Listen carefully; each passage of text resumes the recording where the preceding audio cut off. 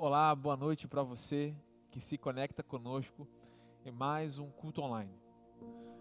Nessa noite, Deus colocou no meu coração de partilhar com você dentro do grande tema da reconstrução, baseado no livro de Neemias, de maneira específica o tema, a dependência de Deus e o planejamento do homem. E de maneira cômica, eu consigo perceber o senso de humor de Deus.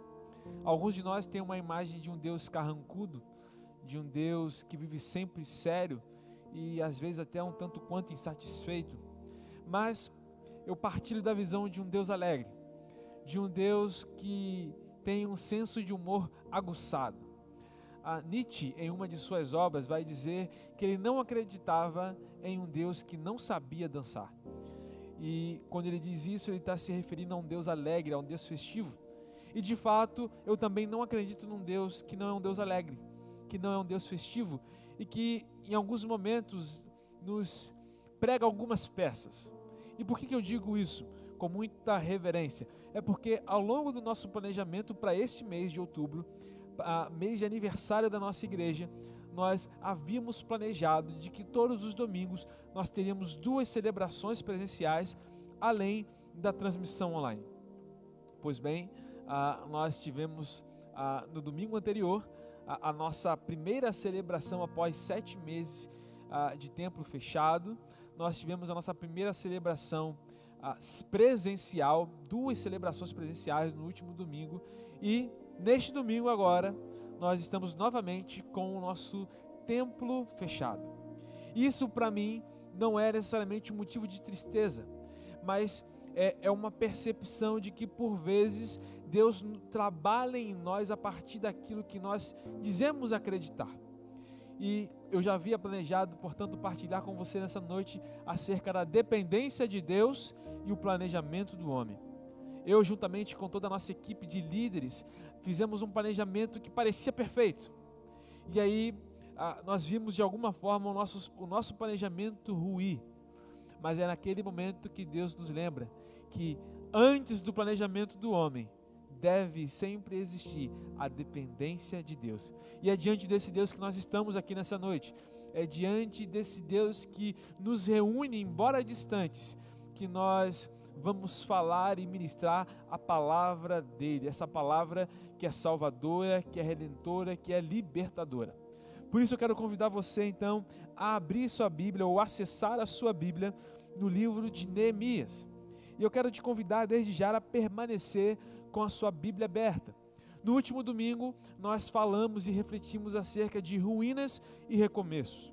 Quando as ruínas da vida ou as ruínas que nos são impostas diante de uma circunstância na qual nós não temos controle, parece ser o fim, e Deus então nos diz, olha, essa ruína não é um fim, mas essa ruína pode ser um ponto de partida para um novo momento, para uma reconstrução, para um recomeço. Acontece então que recomeçar, ou começar de novo, ou começar algo novamente, requer planejamento. Caso contrário, nós podemos sair de uma ruína para outra ruína, porque não adianta começar ou recomeçar, ou começar de novo de qualquer forma. É necessário que haja planejamento, mas todo planejamento precisa, sobretudo para nós que cremos em Deus, cremos na soberania de Deus, o nosso planejamento, em hipótese alguma, pode ignorar a necessidade que nós temos de sermos e reconhecermos que sempre fomos e sempre seremos totalmente dependentes deles. O melhor planejamento não nos livra do fracasso, mas a dependência de Deus nos livra de caminharmos na direção errada. E é isso então que eu quero pensar com você nessa noite. Eu quero partilhar com você nessa noite 8 princípios acerca da dependência de Deus e o planejamento do homem, extraídos da vida de Neemias. E para isso então eu quero te convidar para ir para o capítulo 1, no versículo 11.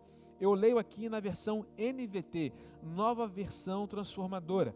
Neemias capítulo 1, versículo de número 11. Diz assim a palavra do Senhor. O Senhor, ó Senhor, por favor, ouve a oração deste teu servo, ouve as orações de teus servos que se agradam em te honrar. Peço que me concedas êxito hoje e que o rei me seja favorável. Nesse tempo eu era copeiro do rei. Eu quero caminhar com você ao longo do livro de Neemias e a cada momento nós vamos parar e fazer algumas análises, algumas pontuações, algumas ponderações para aplicarmos na nossa vida. E aqui então nós vamos dar a nossa primeira parada e eu quero aqui já com você extrair o primeiro princípio acerca ou a partir da vida de Neemias para as nossas vidas. O texto aqui vai nos dizer que Neemias agora ele está aqui na sua oração e em dado momento aqui, ao estar findando, encerrando a sua oração, ele diz o seguinte: peço que me concedas êxito hoje e que o rei me seja favorável. Há um período aqui que nós precisamos considerar, que é o período em que Neemias recebe a notícia de que Jerusalém está em ruínas, e o período então que ele de fato começa a agir de maneira mais efetiva. É um período aí que alguns vão dizer que chega a ser quase de 4 meses. E ao longo desse período, Neemias então se dedica a buscar a Deus, a buscá-lo em oração, a buscá-lo em jejum, em lágrimas. E acontece então que Neemias aqui nos ensina algo formidável, que se de um lado foi colocado diante dele um problema, ele consegue perceber, ele consegue identificar que a solução também está diante dele. E aqui então está o primeiro princípio que eu quero pensar com você nessa noite. Identifique a oportunidade que está diante de você. Identifique a oportunidade que está diante de você. Quando alguém nos apresenta um problema, a nossa tendência é focalizar no problema. e aí nós ficamos só pensando naquele problema, aquele problema começa a nos abater, ele começa a sugar as nossas forças, a nossa energia, ele começa agora de alguma forma a nos paralisar. E Neemias nos ensina aqui que ele olha para o problema, mas à medida que ele olha para o problema, como nós meditamos no último domingo, ele começa a buscar ao Deus grande e temível, esse Deus que se torna grande, e à medida que se torna grande na sua busca de oração, faz com que o seu problema se torne pequeno. E nessa busca de Neemias a Deus em oração, ele consegue perceber que juntamente com o problema há uma oportunidade, juntamente com a adversidade há uma solução. E assim era a nossa vida. Diante dos problemas que a vida nos apresenta, eu quero te convidar não somente a olhar para o problema, mas eu quero te convidar a olhar para a solução que ali já está. Por vezes a solução está ali naquele problema ou ao redor daquele problema. Há um livro muito interessante que vai narrar como grandes empresas que nós temos hoje, como elas foram construídas, como elas surgiram. E o título desse livro é Oportunidades Disfarçadas. Situações que parecem caóticas, que parecem problemáticas, mas que alguém conseguiu olhar para ela e identificar ali um recomeço, a chance de reconstruir, a oportunidade de, mediante um problema, identificar uma solução. E Neemias faz isso. Ele consegue identificar juntamente ou a partir do problema uma solução. Mas como Neemias faz isso, ele não faz isso a partir da sua competência, ele não faz isso a partir das suas muitas habilidades. Neemias só consegue enxergar a solução a partir do problema que lhe foi apresentado, porque ele busca a Deus em oração. Quando nós buscamos a Deus em oração, os nossos olhos são abertos para que nós possamos ver para além do problema e enxergar a oportunidade. Então, o primeiro princípio, a primeira lição que eu quero convocar você para meditar e aplicar na sua vida nessa noite é: diante dos problemas que você possa estar enfrentando, identifique a oportunidade que também está diante de você. Identifique a oportunidade que está diante de você. E é interessante observar que Neemias mostra para cada um de nós de maneira aplicável aquilo que o próprio apóstolo Paulo já nos apresenta na sua primeira carta aos Coríntios, no capítulo 10, no versículo 13. Primeira carta do apóstolo Paulo aos Coríntios, no capítulo 10, versículo 13, ele diz o seguinte: as tentações em sua vida não são diferentes daqueles que outros enfrentaram. Deus é fiel e Ele não permitirá tentações maiores do que vocês podem suportar. Quando forem tentados, Ele mostrará uma saída para que consigam resistir. Em outras versões vai dizer que juntamente com a tentação, Deus concede o escape, ou seja, juntamente com o problema há uma solução. Juntamente com um desafio há uma oportunidade de vencer. Juntamente com a luta está a nossa vitória. Então, o que faz com que alguns cedam diante da má notícia, cedam diante da luta, cedam diante da adversidade? A capacidade de identificar a oportunidade. Então comece a pensar talvez e buscar Deus em oração para que diante do problema que você possa estar enfrentando nessa noite, para que Ele mude o seu olhar, para que Ele mude o seu foco e você agora pare de focar no problema e foque no Deus que tem poder sobre todo e qualquer problema, para que Ele possa abrir os seus olhos de tal maneira que a partir desse problema você identifique então uma oportunidade. E assim é com Neemias. E o texto segue, Neemias capítulo 2, versículo de número 1, nos relata o seguinte: no mês de Nissan, no 20º ano do reinado do rei Artaxerxes, eu estava servindo vinho ao rei. Nunca eu tinha estado triste em sua presença. E aqui, Neemias, nós poderíamos falar e tirar inúmeras lições a partir da vida de Neemias. E nesse trecho específico aqui, nós poderíamos aqui fazer uma série de mensagens sobre de advertência ao trabalho, a forma como um cristão deve agir no ambiente de trabalho, como um cristão deve agir no ambiente profissional. Um cristão deve ser alguém que é referência de excelência no seu ambiente de trabalho. Porque o texto nos revela que Neemias, e lembre-se, ainda que ele desfrutasse de uma posição louvável, ainda que ele tivesse uma confiança do rei e exercesse sobre o rei alguma influência, Neemias aqui, ele é um cativo, ele é um prisioneiro, ele serve no palácio, mas isso não muda a realidade de que ele está e que ele nasceu possivelmente em um cativeiro. Mas ainda assim, Neemias sempre, e é isso que essa narrativa nos dá a entender, ele sempre serviu ao rei com excelência. E aí eu poderia então aqui tirar um princípio sobre como você tem realizado as suas tarefas no seu ambiente de trabalho. Será que tudo que você faz você busca excelência? Pois bem, mas não é esse necessariamente o princípio, o segundo princípio que eu quero compartilhar com você nessa noite. O segundo princípio então que eu quero compartilhar com você nessa noite é que as oportunidades, elas não surgem, as oportunidades, elas são criadas. Nós às vezes tendemos a achar que as oportunidades simplesmente aparecem, elas surgem do nada, e na verdade não é assim. Quando nós olhamos para a narrativa de Neemias, o que nós vemos é justamente o contrário. Ele identifica diante do problema, ou seja, Jerusalém está em ruínas, ele olha ao seu redor e ele percebe que da mesma forma que lhe foi colocado esse problema, ele olha para o rei e tem agora um insight, ele tem agora a percepção, o rei faz parte dessa solução, o rei pode me ajudar. Então ele identificou no rei a oportunidade pela qual Deus iniciaria o seu plano de restauração, de reconstrução ao povo de Jerusalém, à cidade de Jerusalém. Mas não para por aí.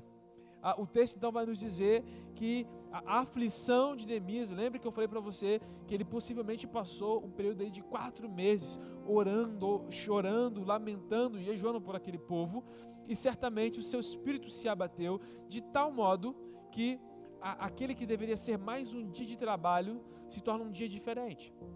O rei Artaxerxes olha para Neemias e percebe que algo não está legal. Quando nós temos intimidade com alguém, ainda que aquela pessoa continue a prestar o seu serviço com excelência, nós percebemos que o seu estado de espírito está diferente. Um olhar, uma palavra falada ou até mesmo uma palavra não dita faz com que nós venhamos a perceber que aquela pessoa não está bem, algo aconteceu. Então, o rei Artaxerxes aqui já demonstra que tem uma certa intimidade com Neemias, demonstra que Neemias é alguém próximo ao rei, e ele então percebe que Neemias não está bem. E daqui nós tiramos justamente esse segundo princípio muito importante para nós, que as oportunidades elas não surgem, elas são criadas. Pois pense comigo, se Neemias fosse o tipo de trabalhador medíocre, e medíocre aqui, queridos, não é no sentido de muito ruim, mas é alguém mediano, alguém que não faz diferença, é alguém que está ali na média, que se satisfaz em fazer aquilo que lhe pedem, que não busca ir além, que não busca excelência. Eu não sei se você já teve essa experiência, eu já tive infelizmente essa experiência, de você entrar em um estabelecimento e ser mal atendido, ou a pessoa que vem talvez te atender, ela está nervosa, ela está irritada, e aquele ambiente, aquele clima fica tão ruim, que tudo que você quer é sair daquele lugar, ou você busca evitar o contato com aquela pessoa. Agora pense comigo, se Neemias tivesse como prática constante de servir ao rei de qualquer forma, obviamente a sua vida poderia estar em risco, mas não só isso, o rei não teria a alegria, a tranquilidade, a facilidade de conviver e querer estar, ou querer que Neemias permanecesse constantemente em sua presença. Mas é justamente o fato de Neemias ter todo um histórico de trabalho prestado com excelência, que proporciona a ele a oportunidade de apresentar ao rei a sua causa, ou seja, a oportunidade que Neemias estava colhendo naquele momento, ela foi criada e plantada em momentos anteriores. Então entenda uma coisa, querido, a oportunidade de hoje é plantada no ontem. Então talvez você se lamente porque parece que as oportunidades não aparecem para você. parece que as oportunidades não surgem para você. E eu digo aqui para você que elas não surgem, elas são criadas. E a questão então não é porque ninguém te dá uma oportunidade, mas é o que você está plantando, o que você está fazendo, ou melhor, como você está fazendo. O texto nos revela que Neemias nunca, observe aqui esse advérbio de intensidade, nunca havia servido ao rei com tristeza, sempre com alegria, sempre com júbilo, com regozijo. Mas acontece então que a sua angústia é tanto, a sua aflição é tanto naquele momento, que ele não consegue disfarçar a sua tristeza, mas o seu histórico de serviço bem prestado cria para ele, diante do rei, a oportunidade favorável. Ali então ele começa a desfrutar da resposta à sua oração. E o texto prossegue, capítulo 2, do versículo 2 ao 3, vai nos dizer o seguinte: o rei me perguntou, por que está com o rosto tão triste? Você não parece doente, deve estar profundamente angustiado. Fiquei com muito medo, mas respondi, que o rei viva para sempre. Como meu rosto não pareceria triste? A cidade onde estão sepultados meus antepassados está em ruínas, e suas portas foram destruídas pelo fogo. E aqui eu acho algo então fantástico. Nosso terceiro princípio está aqui contido nesses versículos. Neemias agora, ele não consegue esconder a sua aflição diante do rei, ao passo que o rei lhe pergunta, por que o seu rosto está tão triste? Se fisicamente você parece bem, o que está acontecendo, Neemias? Qual é a causa que te aflige? Agora veja, Neemias tem aqui a chance de apresentar a sua causa diante do rei. Mas ele faz questão de relatar para nós de que ele sente medo. Agora veja que maravilha, ele identifica uma oportunidade, ele está diante de uma oportunidade que ele criou a partir de todo um histórico de serviço bem prestado, mas o fato de você identificar uma oportunidade, o fato da oportunidade que você criou ao longo de um tempo estar diante de você, não quer dizer que você não terá medo. Neemias sente medo. E aqui nós precisamos então fazer aqui um paralelo, uma diferenciação entre medo e pavor. O medo é algo positivo até determinada medida. O medo, ele tem um fator de proteção. Imagina que se você vai atravessar a rua e você não sente medo, e agora por se sentir muito corajoso, você atravessa a rua sem olhar. A chance de você vir a se acidentar e consequentemente morrer é muito grande. Então o medo nos protege. O grande problema é que quando esse medo ele começa a ser ampliado em nossas vidas, ele se torna um pavor, e o pavor nos paralisa, o pânico nos paralisa. Nós precisamos então aplicar e aprender o terceiro princípio que Neemias nos ensina a partir da sua atitude, que é: prossiga mesmo com medo. Tenha medo, mas prossiga. Tenha medo, mas avance. Tenha medo, mas siga adiante. Entenda isso. As oportunidades não vão tirar de nós o medo de que algo possa vir a estar errado. Nós não sabemos o que pode vir a acontecer no momento seguinte. Nós começamos a perceber, e mais que nunca, diante do contexto no qual o nosso mundo se encontra ainda em pandemia, de que o nosso amanhã nunca esteve sob o nosso controle. As agendas, os planejamentos dos altos escalões, das grandes nações do mundo, eles foram simplesmente arruinados de um dia para o outro. Mas, para nós que confiamos em Deus, nós precisamos entender que é preciso avançar mesmo em meio ao medo.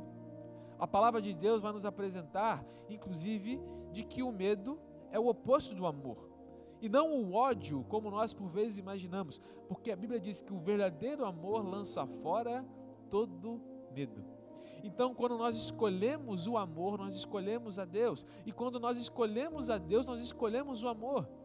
João, na sua carta, vai dizer que Deus é amor, mas isso não nos livra do medo, desse sentimento tão humano que todos nós sentimos e sentiremos ao longo dos desafios da vida, e assim não foi diferente com Neemias, mas ele não permitiu que o medo paralisasse. Por isso ele vai dizer: fiquei com medo, mas no caso dele ele respondeu: fiquei com medo, mas respondi. Qual é o mais que você precisa incluir a partir do seu medo? Fiquei com medo de não passar na prova, mas permaneci estudando. Fiquei com medo de ser escolhido como a pessoa que haveria de ser desligada da empresa, mas continuei trabalhando com excelência. Fiquei com medo, mas é preciso então que nós venhamos a incluir um mais. É preciso que nós continuemos avançando. E o texto prossegue, Neemias capítulo 2, versículo 4 ao 5, vai nos dizer o seguinte: o rei agora faz uma pergunta para Neemias, mais uma pergunta. Lembre-se, o rei pergunta a causa. O que está lhe causando aflição? Agora veja que a partir do versículo 4, o rei agora se solidariza com a aflição de Neemias. O rei agora mostra uma propensão a trazer alívio sobre a aflição de Neemias. E o texto nos diz: o que você deseja que eu faça? Perguntou o rei.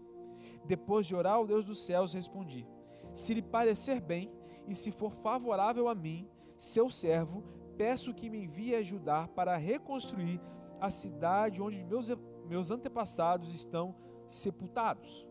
E aqui eu acho formidável. Neemias identifica uma oportunidade que ele havia criado ao longo do tempo e que ele conseguiu enxergar a partir da oração. Neemias está aqui avançando a partir do seu medo, mas agora lhe é feita uma pergunta que é crucial: o que você quer que eu te faça? O que você quer que eu te faça? E o que Neemias faz então, mediante a pergunta que o rei lhe faz? Neemias apresenta ao rei o seu plano. E aqui está o quarto princípio para nós: tenha um plano. Tenha um plano, tenha um planejamento. Nós não podemos, em hipótese alguma, espiritualizar as coisas como se a oração e o planejamento fossem coisas distintas. Uma coisa até pode ocorrer sem a outra, efetivamente. Você pode orar e não planejar, e você pode planejar e pode não orar. Mas o ideal, e que Neemias nos mostra aqui, é de que o planejamento seja fruto de oração e que a sua oração te leve a planejar. É isso que Neemias, então, ele nos ensina aqui. Ele tem um plano. Planejar, queridos, não é um ato de incredulidade. Alguns, num discurso irresponsável, usam a fé como um argumento para a mediocridade.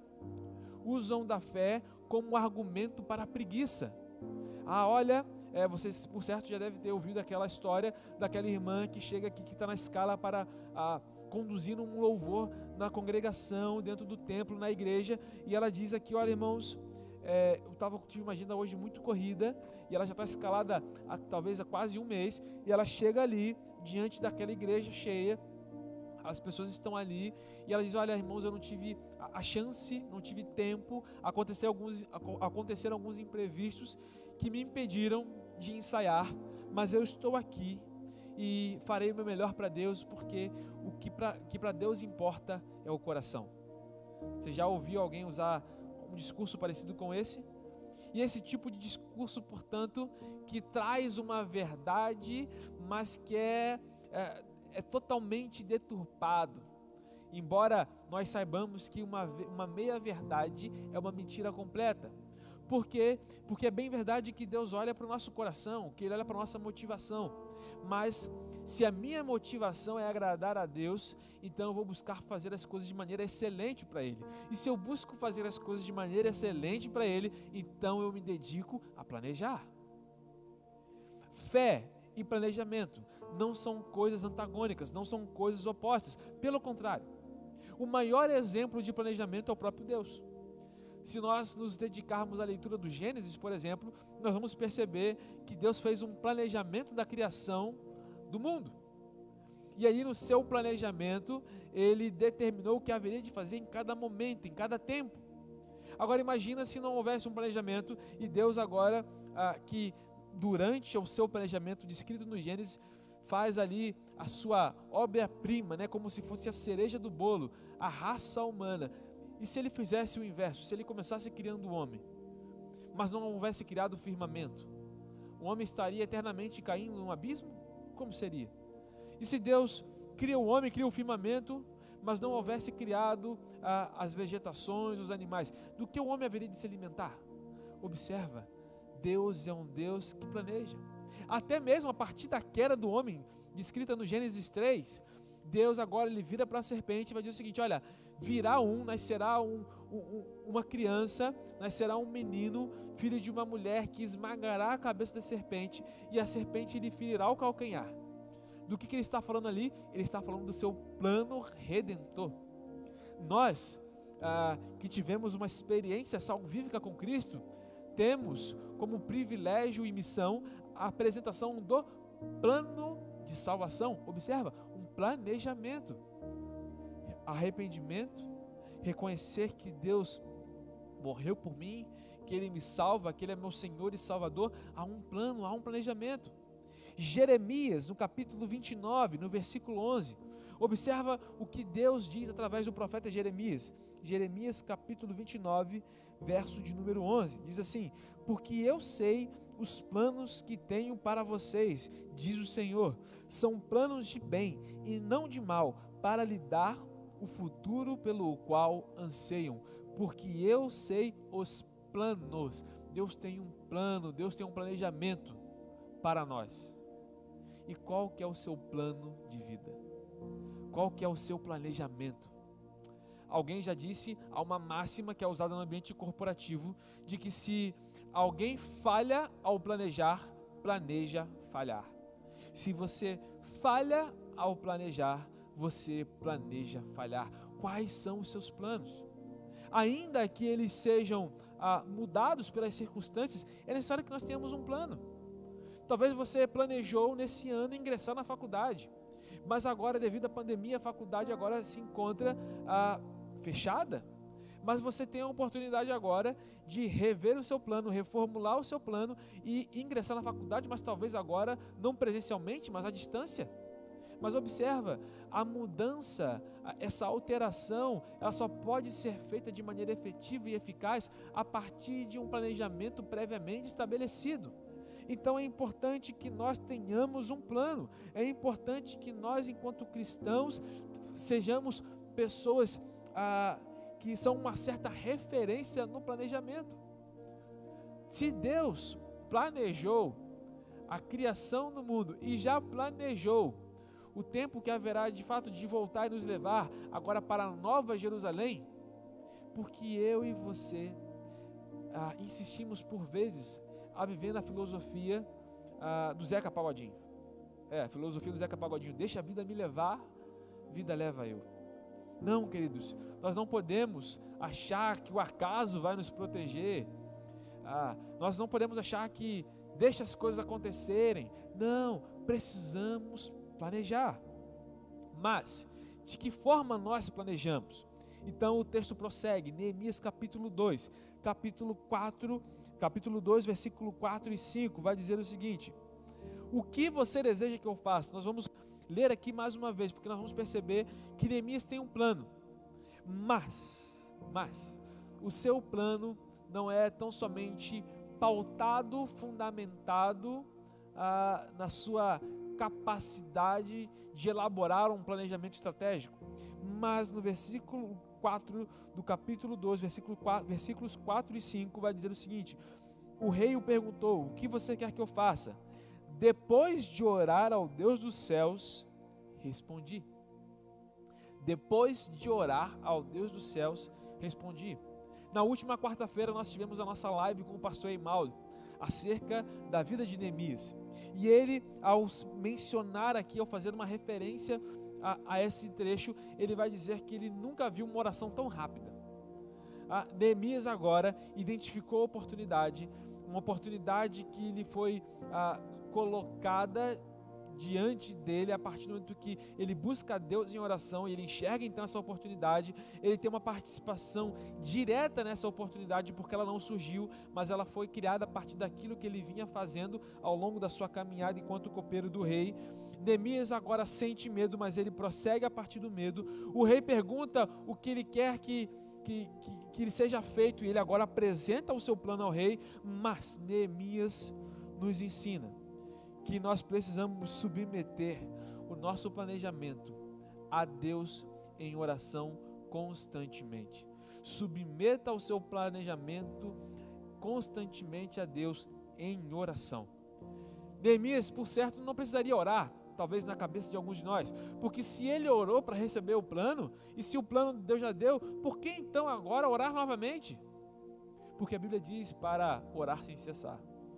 Porque a Bíblia nos ensina de que a oração não deve, como nós falamos no último domingo, a oração não deve ser a nossa última opção. A oração deve ser a nossa ação primária, ou seja, a nossa primeira ação diante de qualquer situação, seja uma oportunidade, seja uma adversidade, é buscarmos a Deus em oração. E é isso que Neemias faz aqui. Ele, naquele instante, ele ora, ele submete mais uma vez o seu plano a Deus, como se ele estivesse perguntando: Deus, é isso que tu queres? Eu estou no caminho correto, é isso mesmo? O Senhor tem alguma alteração a fazer aqui? Será que alguns de seus planos não fracassaram porque você sequer planejou com Deus ou convidou a Deus para o seu planejamento e tampouco orou a Deus, buscou a direção de Deus enquanto você executava? Nós vamos perceber aqui que os 52 dias que Neemias, juntamente com o povo, consegue reconstruir os muros de Jerusalém, mudar a história daquela cidade. Os 52 dias são frutos de um período de tempo um tanto quanto longo, no qual Neemias se dedica à oração constantemente. Ele ora antes de começar, ele começa orando, ele permanece orando e ele termina orando. E será que eu e você fazemos isso? Será que nós temos feito isso? Deus nessa noite nos convida a submetermos o nosso planejamento a Ele em oração constante. E por que Neemias faz isso? Bem, a resposta é dada mais à frente por Salomão. Salomão, em Provérbios 16, versículo 1, vai dizer o seguinte: é da natureza humana fazer planos, mas a resposta certa vem do Senhor. E não há ninguém aqui, e talvez não há um texto mais propício para esse assunto que nós estamos a pensar aqui nessa noite acerca de planejamento do que esse texto do sábio Salomão. Não só pela sabedoria que Salomão tinha, mas sobretudo quando nós entendemos, por exemplo, a história de Salomão, e nós percebemos que na história dele, ele é conhecido por construir algo que ele não planejou. Você vai saber na história de que é Davi, seu pai, que planeja construir um templo a Deus. Mas o plano de Davi é frustrado. Davi recebe de Deus enquanto cultiva esse relacionamento com Deus através da prática constante da oração. Deus fala para ele: Davi, o plano é legal, o plano vai ser realizado, mas não vai ser você, vai ser o seu filho Salomão. E aí então é construído o templo que ficou conhecido como sendo o templo de Salomão, mas que foi planejado por Davi. E aqui, quando eu ouço essas palavras ditas por Salomão, eu ouço um testemunho dado por Salomão, como se ele nos dissesse: olha, eu vivi isso, eu sei o que é isso, meu pai, ele planejou, ele elaborou tudo, e Deus falou para ele: olha, joia, mas não vai ser você. A última resposta, a resposta final, a resposta certa veio do Senhor. Então eu compartilho com vocês essa minha experiência. É isso que eu ouço por detrás dessas palavras que nos são apresentadas a partir de Salomão. Mas não apenas isso. Tiago, meu irmão de Jesus, na sua carta, no capítulo 4, no versículo 3 ao 16, veja o que ele nos ensina. Vai dizer o seguinte: prestem atenção, vocês que dizem: hoje ou amanhã iremos a determinada cidade e ficaremos lá 1 ano, negociaremos ali e teremos lucro. Como sabem o que será da sua vida amanhã? A vida é como a névoa ao amanhecer, aparece por um pouco e logo se dissipa. O que devem dizer é: se o Senhor quiser, viveremos e faremos isso ou aquilo. caso contrário, agora observe, caso contrário, estarão se orgulhando de seus planos pretensiosos, e toda presunção como essa é maligna. Agora observa, querido, não é sobre tão somente planejar, é sobre submeter o nosso plano a Deus. Quem planeja sem Deus, planeja fracassar. Quem planeja sem Deus, tem diante de si, ou em si, um planejamento maligno, um planejamento que visa a ruína. E assim é isso que Tiago nos diz, e é isso, mais uma vez, que a narrativa bíblica nos apresenta. O que foi a Torre de Babel, senão um planejamento maravilhoso, com um propósito totalmente errado, ao ponto de que Deus agora vem ali e confunde as línguas. O povo se une em torno de um objetivo, eles planejam a construção da torre, mas o seu planejamento é um planejamento pretensioso, é um planejamento arrogante, e Tiago vai dizer que toda presunção como essa é maligna, ou seja, não podemos, enquanto servos e servas do Senhor, planejar sem considerar a vontade de Deus.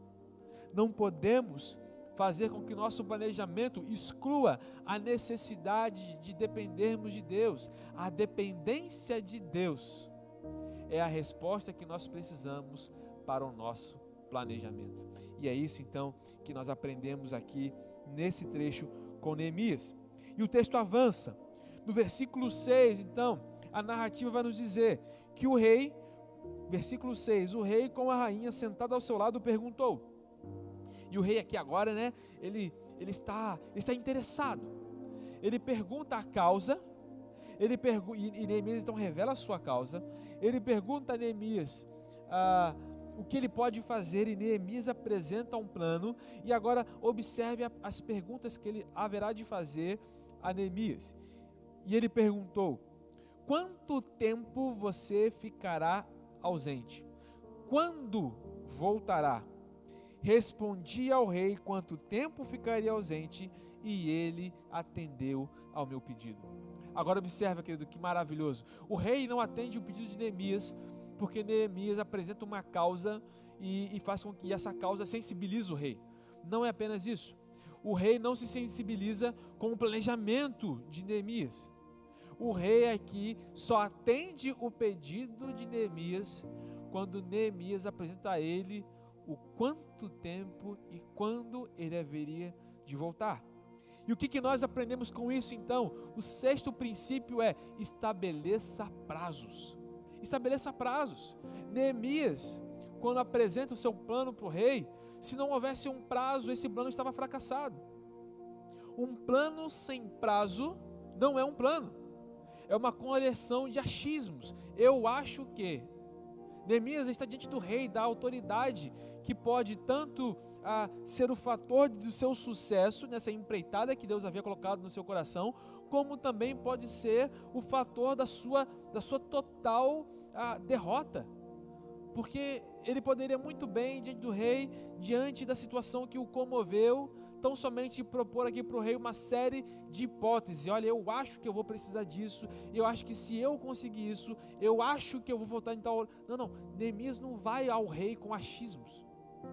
Neemias vai ao rei com um plano fundamentado, um plano que tem data, que tem prazo. Todo projeto tem que ter o início, o meio e o fim. E o início, o meio e o fim nada mais que são que prazos. Então o rei pergunta: quanto tempo vai levar? E o rei pergunta: quando você vai voltar? Que dia? Era uma segunda? Era uma terça? É quarta de manhã? É quinta à tarde? Quando você volta, Neemias? E observa, Neemias não fala assim: rei, eu não cheguei a pensar nisso. Vai depender se... Não. Neemias já está diante do rei, com tudo já devidamente planejado, devidamente elaborado. Por quê? Porque os 4 meses de oração também foram 4 meses de planejamento. Oração não é um fator inibidor do planejamento. Na verdade, toda oração, todo momento que nós colocamos diante de Deus uma causa, ela vai culminar em uma ação, e essa ação precisa ser planejada. É isso que Neemias nos ensina, e é isso então que ele faz. Ele estabelece prazos. Agora deixa eu perguntar para você que nos assiste nessa noite: quais são os prazos que você tem estabelecido na sua vida? Um dia eu quero fazer uma faculdade. Que dia é esse? É daqui a 1 ano? É daqui a 2 anos? Um dia eu pretendo entrar ou passar num concurso das Forças Armadas. Mas qual concurso? De qual área? Quando ele vai acontecer? Você precisa ter uma data, você precisa estabelecer prazos. Não, um dia eu pretendo juntar um dinheiro para comprar e ter a minha casa própria. Ou eu pretendo um dia fazer uma viagem. Não, quando que você quer fazer essa viagem? Ainda que no seu planejamento e mediante os prazos que você vem estabelecer, as coisas não aconteçam da maneira como você havia planejado, mas entenda, é muito mais fácil reajustar um prazo do que criar um prazo do nada a partir de planejamento algum. Por isso alguns sonhos são só sonhos, porque por vezes nós falamos que queremos, mas não agimos como se de fato quiséssemos. E é isso que Neemias nos ensina aqui: estabeleça prazos. Não, olha, tal dia, de tal ano, daqui a 2, 3 anos eu quero tal coisa. Eu quero dar entrada no meu financiamento da casa própria. Eu quero mudar de carro. Eu quero fazer uma viagem internacional. Eu quero fazer um curso. Bota a data, escreva, estabeleça prazos. Isso não é, em hipótese alguma, um ato de incredulidade. Veja, o apóstolo Paulo, na sua carta aos Gálatas, no capítulo 4, versículo 4, ele vai dizer o seguinte: mas quando chegou o tempo certo, Deus enviou o seu filho, nascido de uma mulher e sob a lei. Veja o que o texto diz: mas quando chegou o tempo certo, Deus age com um plano e Deus estabelece prazos. Ele estabeleceu um prazo. Vai ser naquele momento, no tempo certo. Em algumas outras versões, Gálatas 4:4, está descrito ali com a expressão na plenitude dos tempos. A ideia é justamente essa: no momento propício, Deus age a partir de um prazo. A própria vida de Cristo conosco aqui na terra demonstra isso. 30 anos de preparação para 3 anos de execução de seu ministério. 33 anos, havia um prazo estabelecido. Ele não morreu nem antes nem depois. Ele não iniciou o seu ministério nem antes nem depois. Foi tudo dentro do prazo.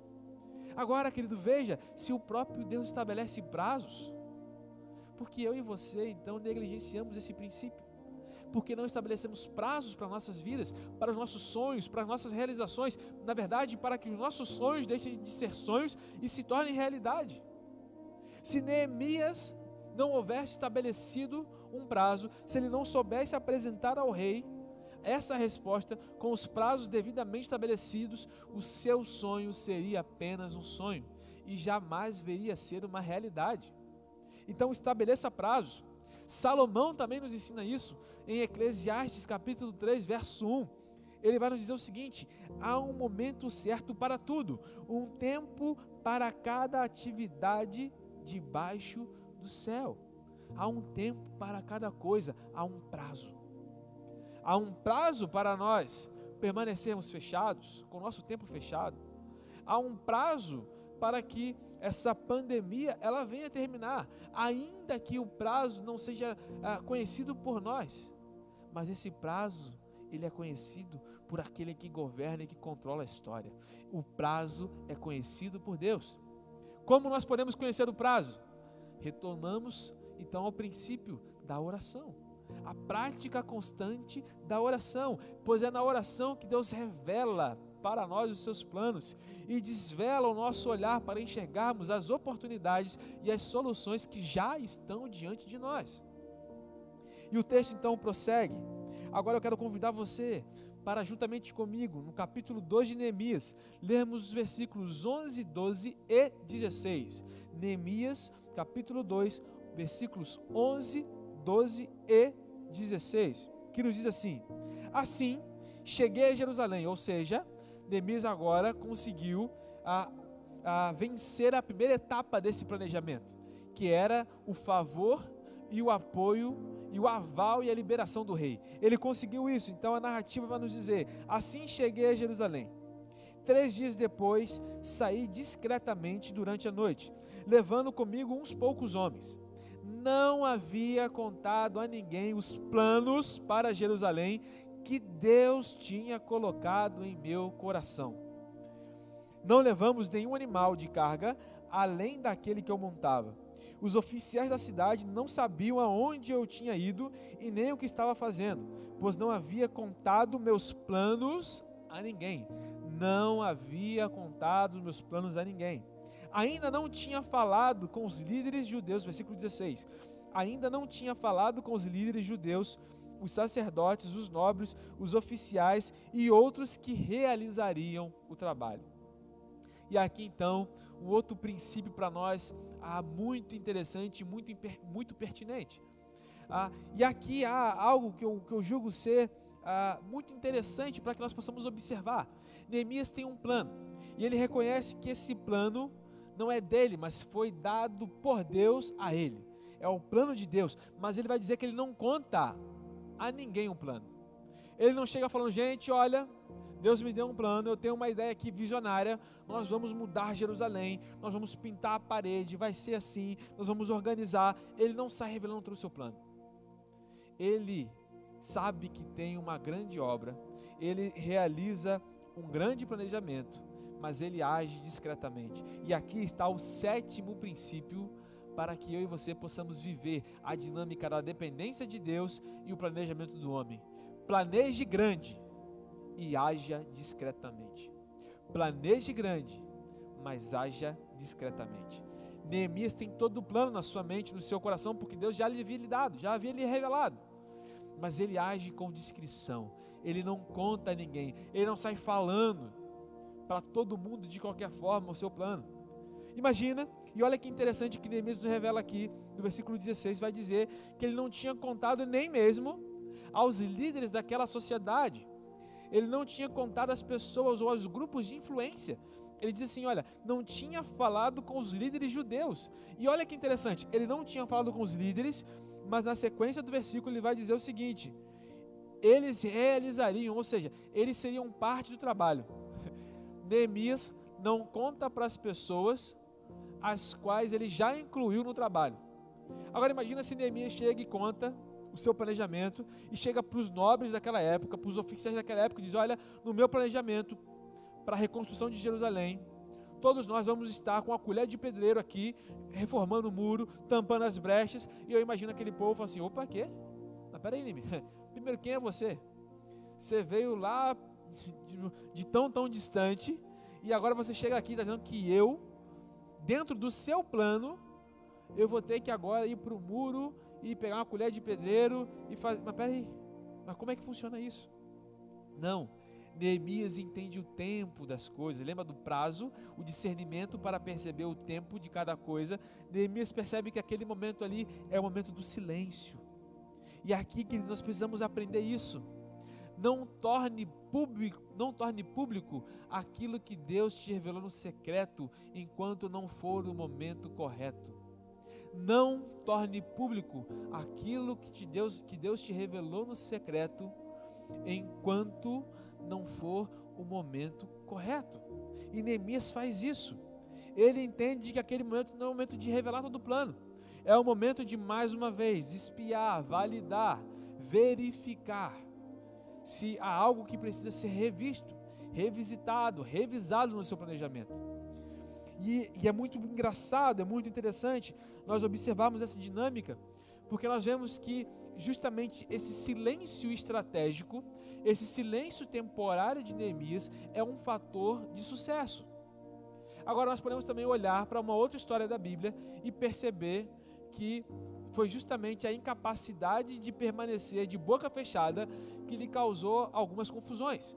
E aqui eu me refiro, por exemplo, à história de José. Você vai lembrar que o jovem José tem o plano de Deus que é revelado ali através de um sonho.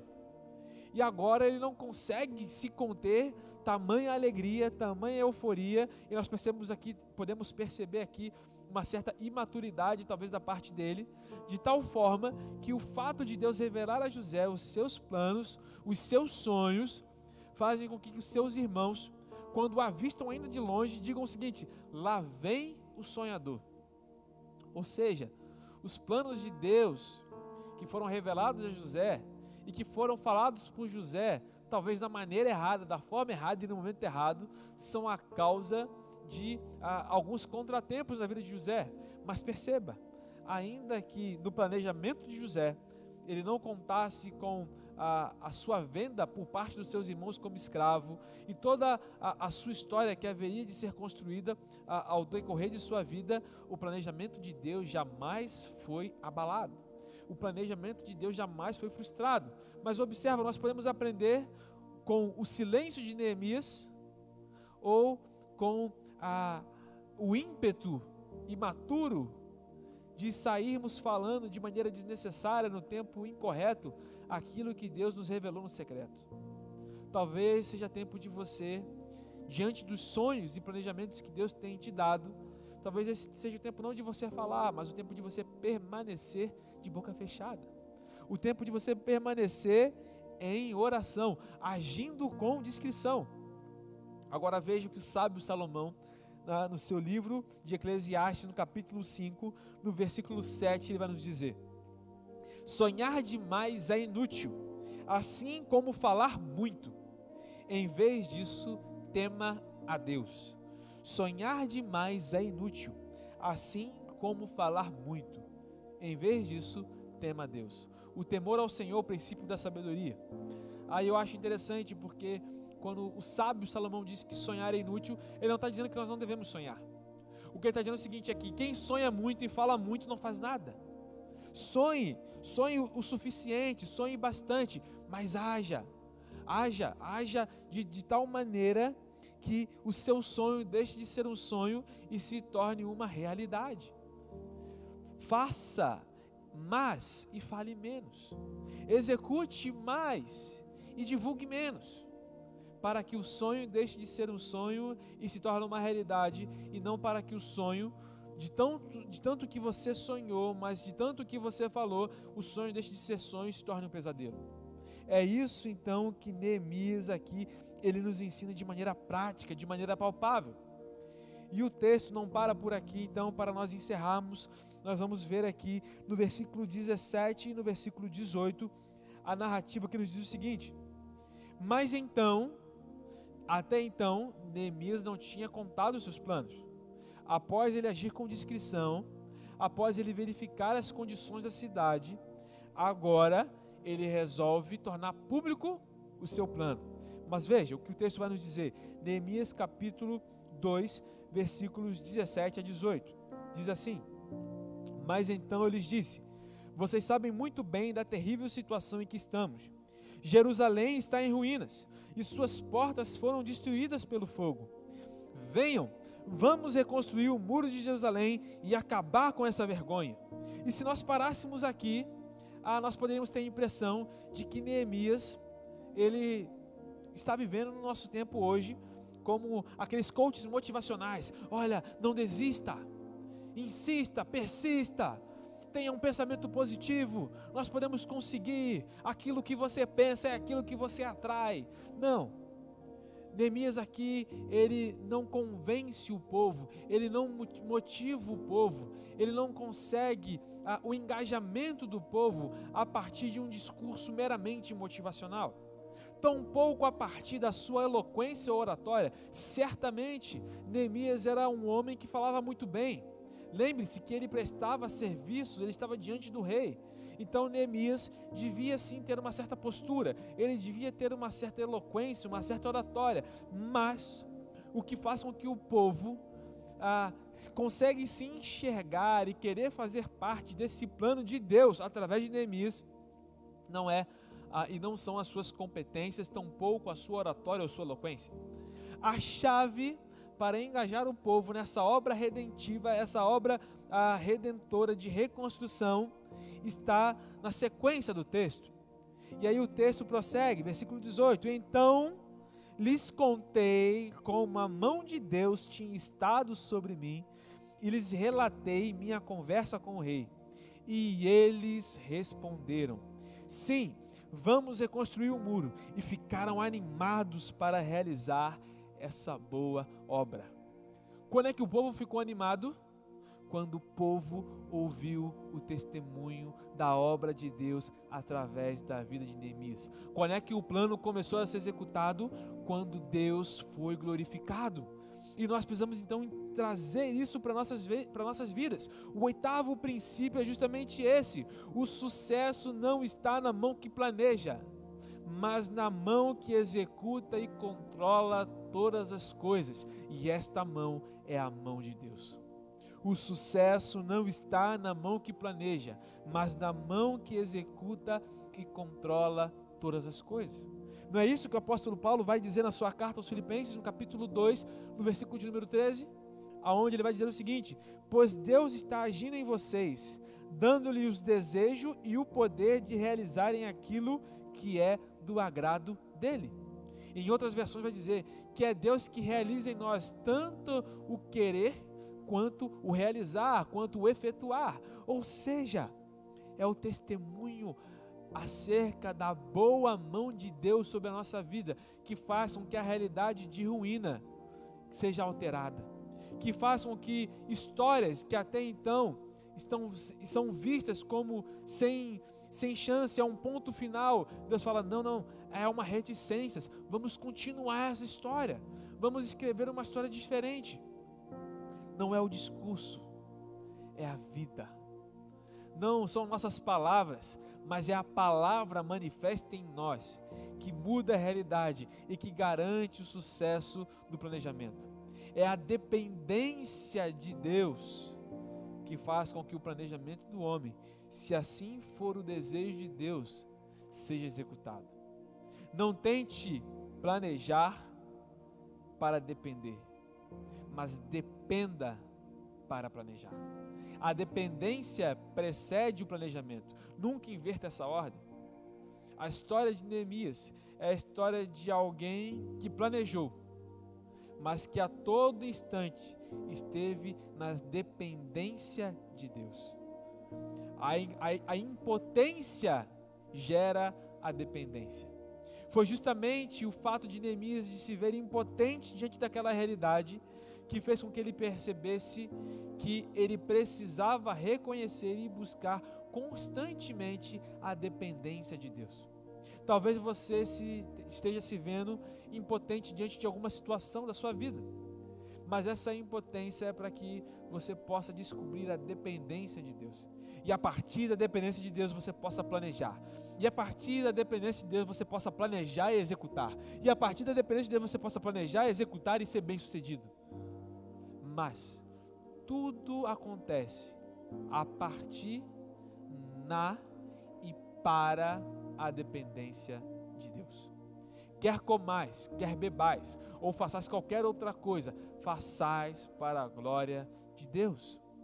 Não é o nome de Neemias que deve ser exaltado aqui, não são as suas expertises, não é a sua competência, não são as suas habilidades, não é sobre uma autopromoção, mas é sobre a promoção do alto, a promoção do reino de Deus, a proclamação da boa mão de Deus agindo no seu povo, a boa mão mudando a realidade, a boa mão trazendo redenção, a boa mão trazendo salvação, a boa mão proporcionando um recomeço.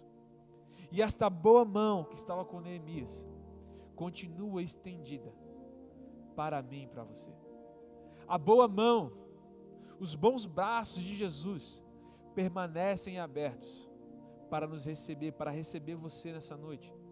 Independente do que você esteja vivendo até aqui, Deus te convida a participar dessa reconstrução.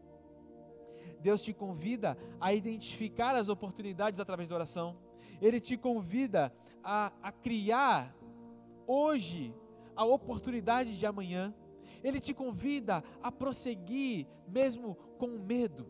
Ele te convida a ter um plano. Ele te convida a submeter esse plano a Deus em oração. Ele te convida a planejar grande, mas agir com discrição.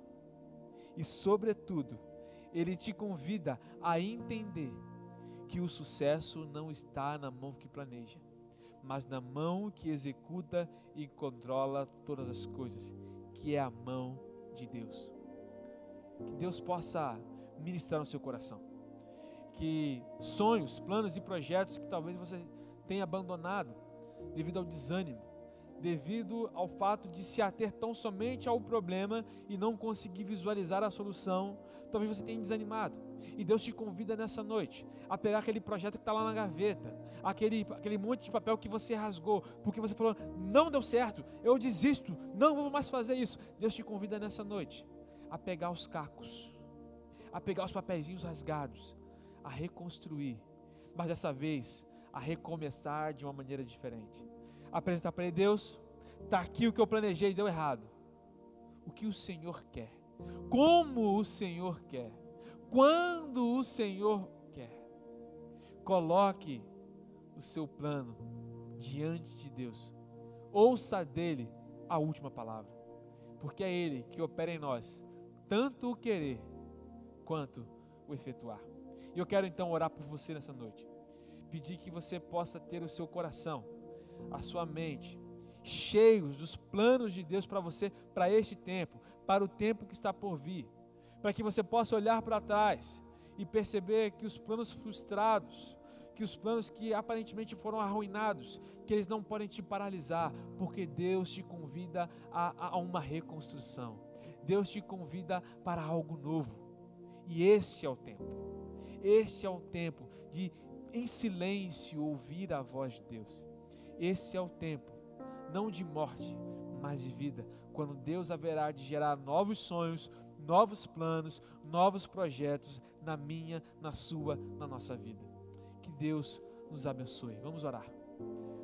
Senhor, muito obrigado, Deus, por esse tempo que o Senhor nos proporcionou aqui de reflexão, de entendimento da Tua palavra, Deus. Senhor, que como Neemias, Deus, nós possamos nos dedicar, Deus, à oração de tal maneira que a partir de uma vida de oração, não de momentos de oração, não de cultos de oração, mas de uma vida de oração, nós possamos, ó Deus, ter, ó Deus, da Tua parte, os planos que o Senhor quer fazer em nós e a partir de nós, ó Deus. Deus, eu te peço que onde esta mensagem estiver chegando nesse exato momento, que planos e sonhos e projetos que estavam falidos, planos e projetos que os teus filhos e filhas talvez tivessem desistidos, que eles possam retomá-los, Deus, mas dessa vez da maneira correta. Não, Deus, pautado na sua habilidade de fazer um planejamento estratégico, mas que eles voltem a planejar de maneira que eles possam estar a todo instante desfrutando da Tua dependência. Senhor, Tu já disseste através do Teu Filho que sem Ti nós nada podemos fazer, Pai. Portanto, Deus, nós não queremos prosseguir se o Senhor não for conosco. Esteja conosco, esteja em nós, esteja a partir de nós, em cada ação que nós viemos a fazer, que seja o Teu nome, tão somente o Teu nome glorificado, Deus. Muito obrigado, Deus, porque o Senhor nos incluiu no Teu plano de salvação e hoje nos convida a participar desse plano, apresentando a salvação que só o Senhor pode dar àqueles que ainda não Te conhecem. Muito obrigado, Deus, por tudo que o Senhor tem feito. Obrigado por tudo que fizeste e muito obrigado por tudo que ainda hás de fazer. É o que eu te peço e desde já te agradeço em nome de Jesus. Amém e amém. Que Deus te abençoe.